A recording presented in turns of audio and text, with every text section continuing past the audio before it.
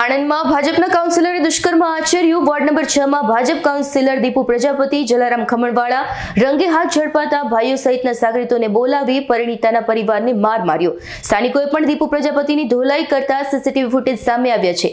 Deepu Prajapati phone recording પતિને મોકલવાની ધમકીઓ આપીને દુષ્કર્મ આચર્યું હોય. પાર્ટીની ગરિમાને નુકસાન પહોંચાડતા બીજેપીએ કાઉન્સિલર દીપુ પ્રજાપતિને તમામ હોદ્દા પરથી કર્યા સસ્પેન્ડ.